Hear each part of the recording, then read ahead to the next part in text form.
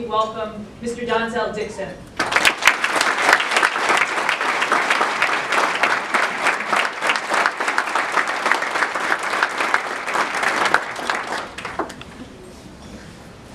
Okay, good evening. How are you all doing today? Good evening. How's everybody doing today? Good. So my name is Donzell Dixson, and I am honored to be here today.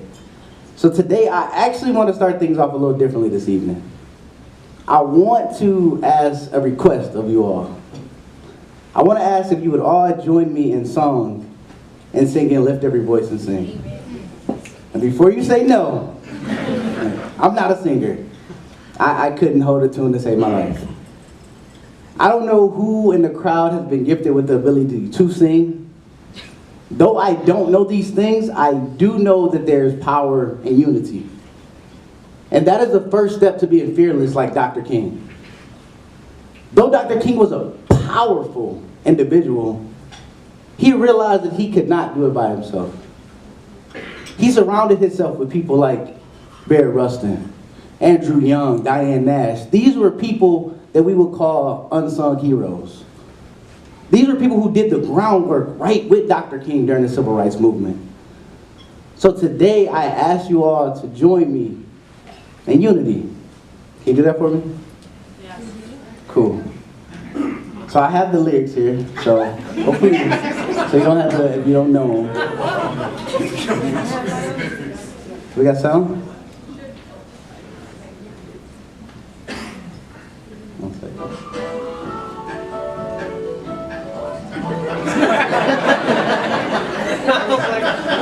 Next track, Kelly.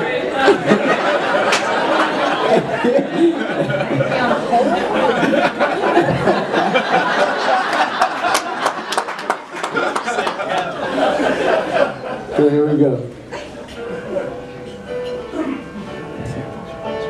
Don't laugh at me, okay?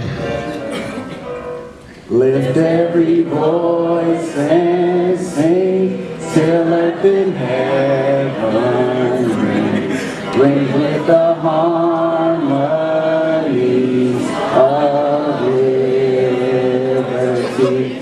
Let our rejoicing rise high as the listening skies.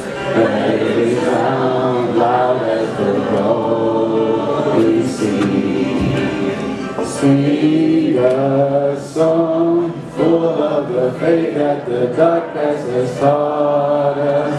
Sing a song full of the hope that the present has brought us. Facing the rising sun of our new day begun. Let us march on till victory is won. Good job. That was beautiful. That was beautiful. Give yourselves a round of applause. So thank you all for joining me in that. You guys did a really great job. So as I said before, I'm honored to be here today. Not only is it an honor to speak, to have the privilege to speak in honor of a great man, Dr. Martin Luther King Jr., but I'm also honored to be an alumni of Michigan Tech University. To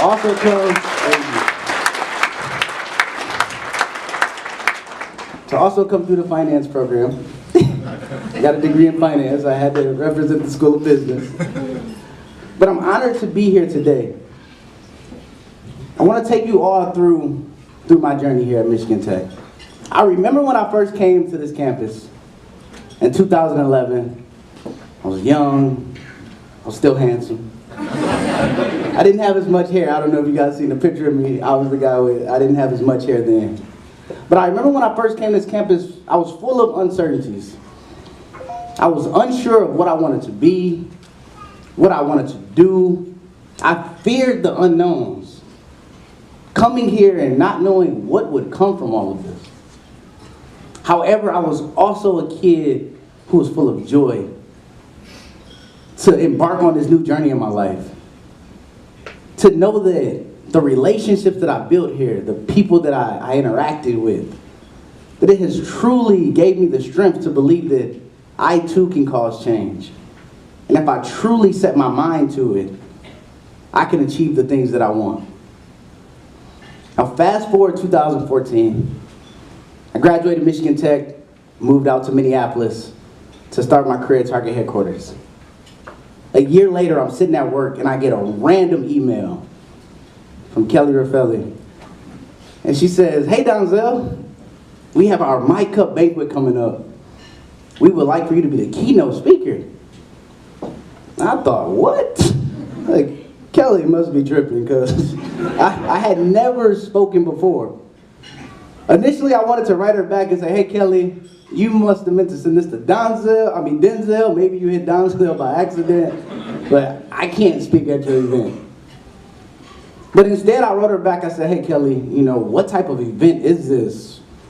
What would I speak about?" I was secretly hoping that she would hear the uncertainty in my voice and recant her request. But she messaged me back with something that would truly change my life. She said, "Donzell, I feel like you have a great story to tell, and the students could really benefit from it." At that point in my life, I didn't know what my story was. I didn't know my gifts. I didn't know what I was capable of doing. And so I sat there, looking at that email. And we all know what happens when you think about something too much. You start to doubt yourself. And initially I told myself, whoa, you can't do this. Like, I know you don't think you can do this. You're going to embarrass yourself. Don't do this. And like that, fear set in. Fear is a terrible feeling. We all know the feeling when your heart's racing. When nervousness just travels throughout your entire body. That moment when someone scares you and your heart drops to the pit of your stomach. That's what I was feeling. And I sat there and I looked at that email. And fear is the most subtle and destructive of all human diseases. Fear kills hope. Fear kills dreams. Fear causes stress, anxiety. Fear can cause you to miss out on the opportunity of a lifetime. Fear can cause you to not do something that you know that you are capable of doing, but it'll paralyze you. And you will feel like you're in a hypnotic state. And in that moment, fear has set in for me. But I realized that, Donzell, you have a gift. And for the first time in my life, I decided to hide my fear and share my gift. I messaged Kelly back. I said, "Kelly, I'll do it." Came out to Michigan Tech, spoke to the students, and it lit a fire in me that I had never felt before. But I could have allowed fear to stop all of that. So now, in honor of a great man, we're going to discuss how to be fearless, like Dr. King.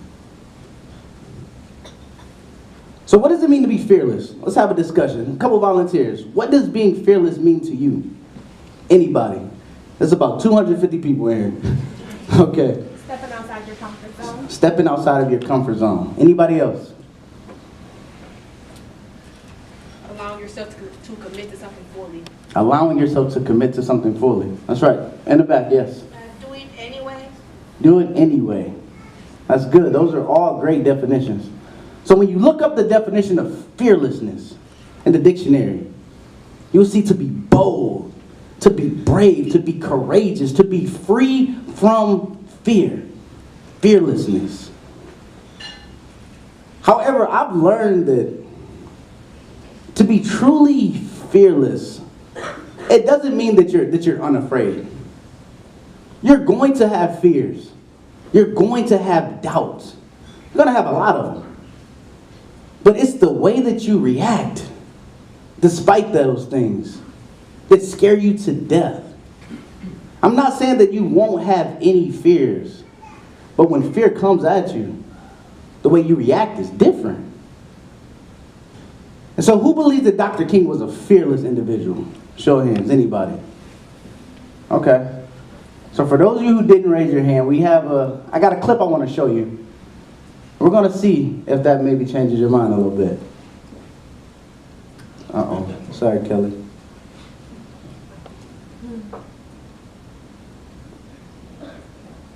We're good? Well, I don't know what will happen now. We've got some difficult days ahead.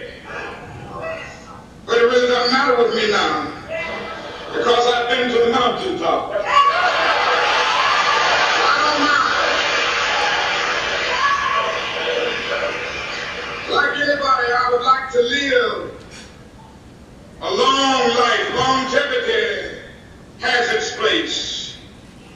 But I'm not concerned about that now. I just want to do God's will. And He's allowed me to go up to the mountain. And I've looked over and I've seen the promised land.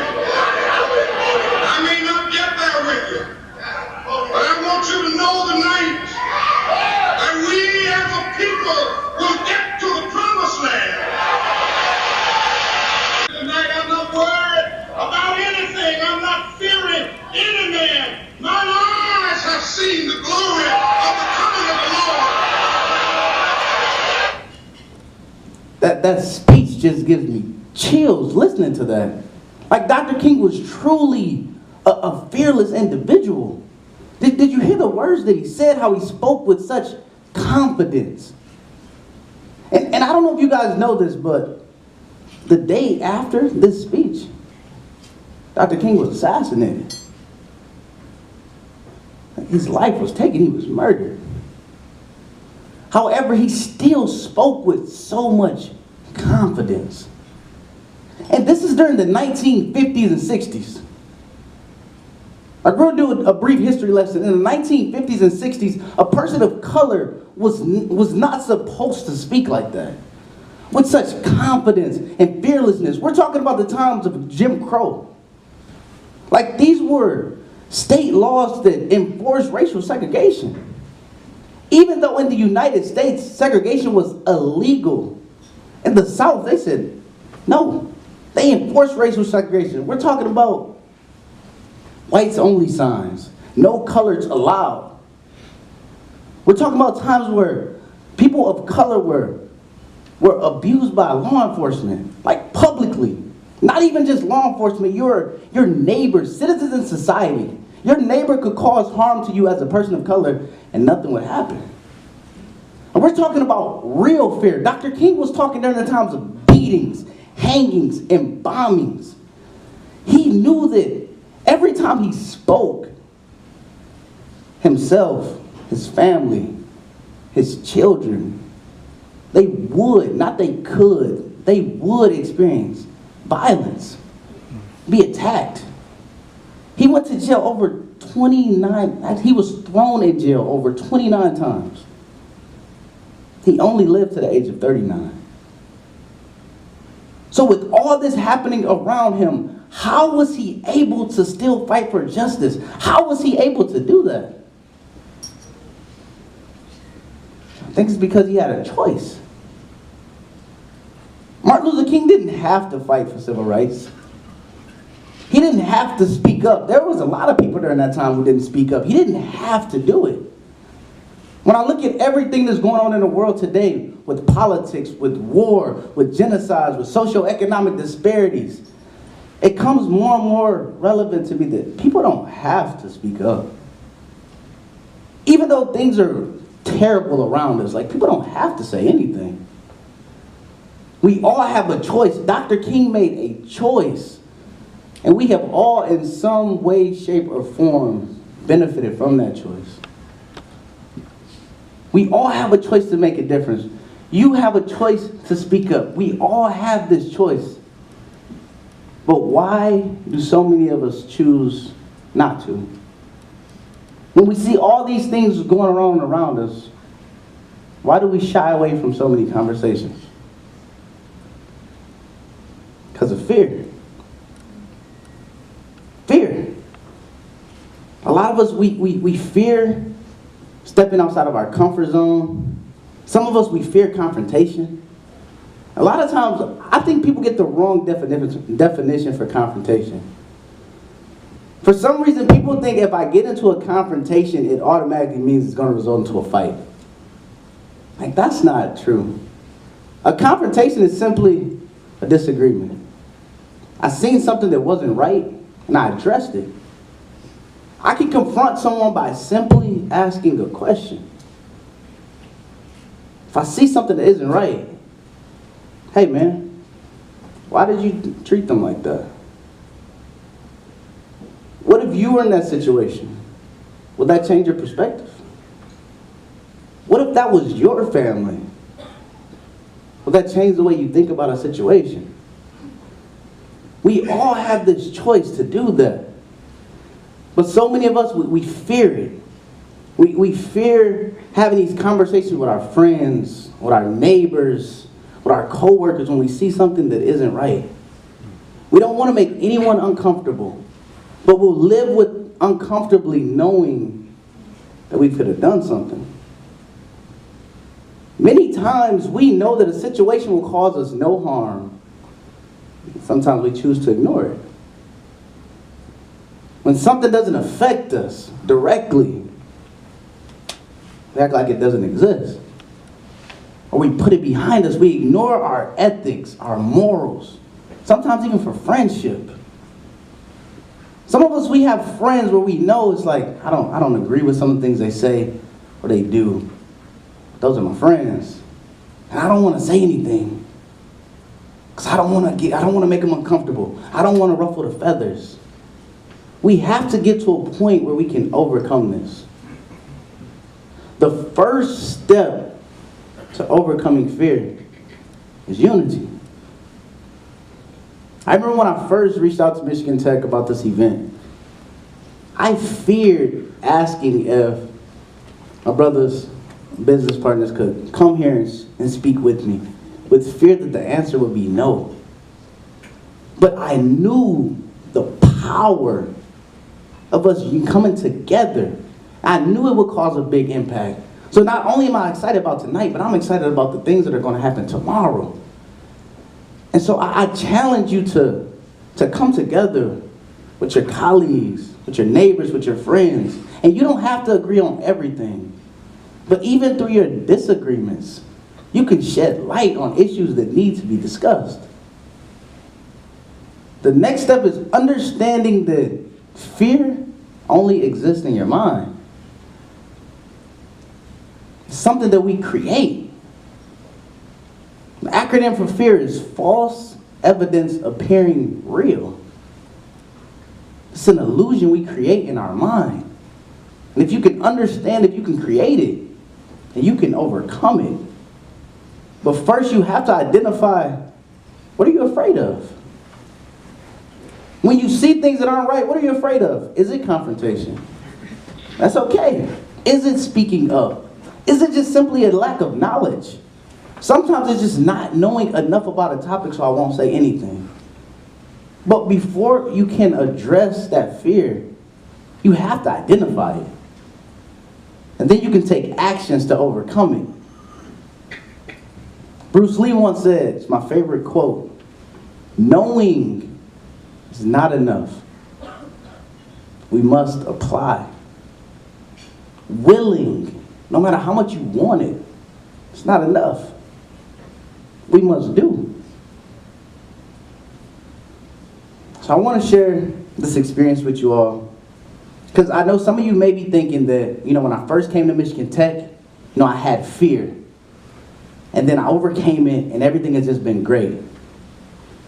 It doesn't happen like that. Like, fear has its way of coming back. I can remember when I was kind of fresh in my speaking career, I would say. And I had a friend who was coach of the basketball team. He was assistant coach. And I said, hey man, I really would love to talk to the team. I know you guys are gearing up for the championship. I would really like to inspire them, to motivate them, to get them over the hump. He said, hey man, I'll see what I can do. I'll talk to the head coach, see if I can pull some strings. He met with the head coach. The coach said, bring him in.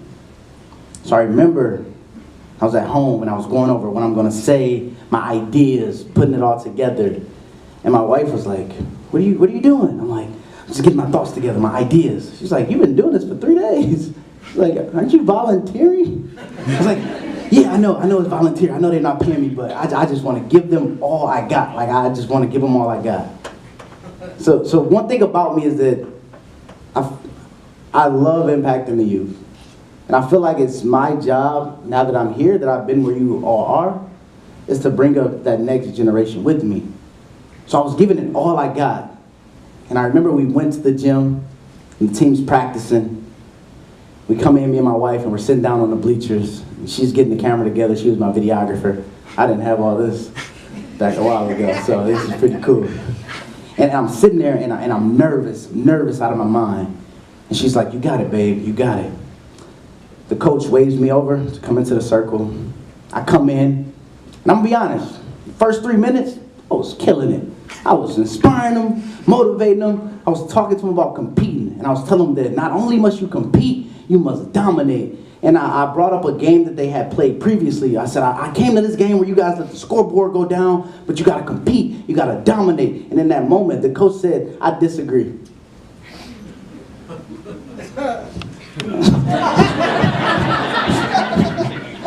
He said, I disagree. Say, hey, we don't need this today. We don't need this today. And I was shocked. And I sat there in that circle, and what felt like days was seconds, but it felt like days. And then I remember hearing the boys started to laugh at me. I was embarrassed. And I look at my friend, he's shaking his head. I was ashamed. I made eye contact with my wife. And I was humiliated. I remember when I left, I went home and just kept running over and over in my head. I couldn't sleep. And just like that, doubt started to set in. That voice came back. I told you couldn't do this. I knew if it didn't happen then at Michigan Tech, it was going to happen now. I knew you were going to embarrass yourself. You can't do this. What makes you think that you can do this? I knew this was going to happen. And then fear set in. I was scared to leave my house. I had other speaking engagements lined up. I have a Motivational Monday video series that I record every Monday where people tune in and watch. I didn't want to do any of that. I didn't even want to leave because I was afraid that someone would see me and say, I was that dude that messed up at that event.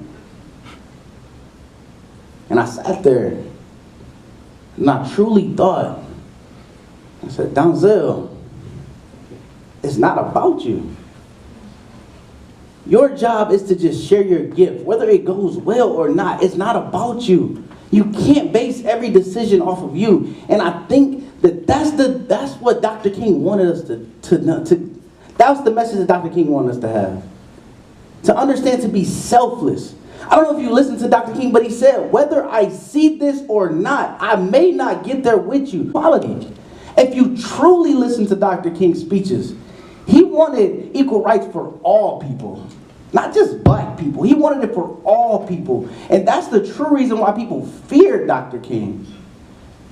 And I think that if we want to channel that, if you really want to know the true secret to being fearless like Dr. King, it's selflessness. To understand that you have to serve somebody outside of yourself. Right now, just imagine, if someone was to hold you at gunpoint, you would be scared out of your mind. But if you switched places and it was your loved one, somebody that you cared about, you would take that bullet without even thinking about it. Because you're serving someone outside of yourself.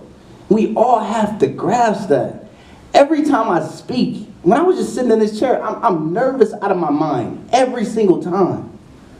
But then I come to grasp it, Donzell, it's not about you. Somebody in here is going to be impacted by what you can do. By sharing your gift, that true selflessness. So if we can all get to the point where we can show unity with each other. If we can grow. If you look at this quote here, Dr. King said, Life's most persistent question is, what are you doing for others? What are you doing for others? If you can gravitate to people, form unity, understand what are you afraid of, start to overcome that, and truly embrace selflessness, we can all start to be fearless, like Dr. King. Thank you.